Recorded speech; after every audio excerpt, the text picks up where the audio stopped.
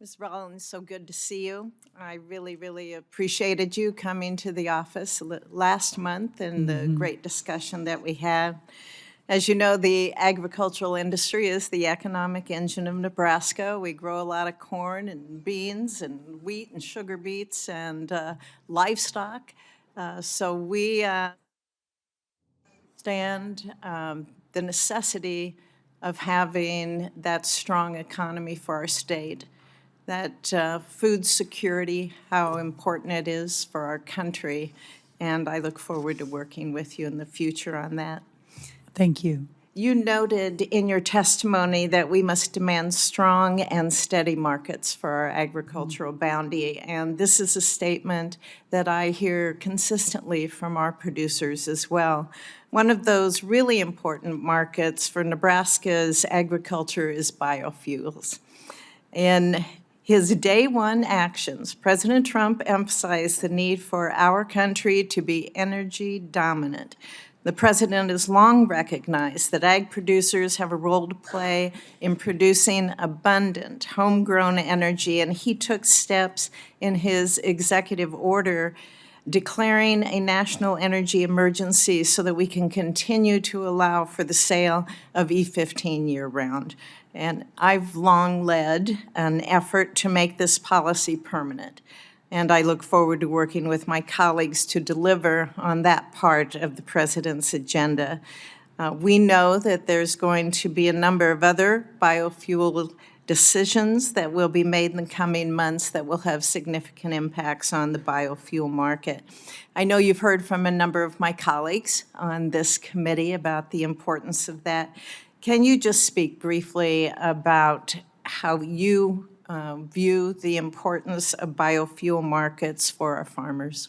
I will. And Senator, thank you. Love being in your office and meeting Fred Fischer, and really look forward to hopefully having more conversations in your office and in your home state of Nebraska, which is one of the shining stars of our country. In the last few months, since the announcement was made that I was going to be, hopefully if confirmed, joining this administration and the cabinet as the head of USDA, I have had multiples of conversations with many of you on the committee and outside the committee. Your governor flew to Texas to give me a couple of hours of his time to make sure I understood specifically within your state, but frankly, how this affects so much of the Midwest and in our corn states. My commitment is to defend and protect and fight for all of American agriculture. Clearly, in the last administration, this issue was under the National Economic Council, Larry Kudlow, so I didn't manage it under the Domestic Policy Council, but I was certainly in a lot of the meetings, which there were a lot of meetings, President Trump would tell you, in the Oval Office about this. His executive order in the last few days mentioning biofuels as part of his all of the above strategy to reclaim energy dominance across the world, right. is important. President Trump was very generous with his time and his previous time in the Oval Office, and he's correct. We had a lot of meetings in the Oval Office. So I think know he said 27. Truly, and he would like to get this issue settled as well. I thought maybe we would last in the CR, but we'll continue to push for that. What we've seen over the last 4 years and what I've heard has been a lot of disappointment from Nebraskans about the lack of any kind of trade agenda from the Biden administration. In fact, for the first time in decades, we've had an agricultural trade deficit. And as you said earlier, it's projected to hit a record-breaking $45 billion.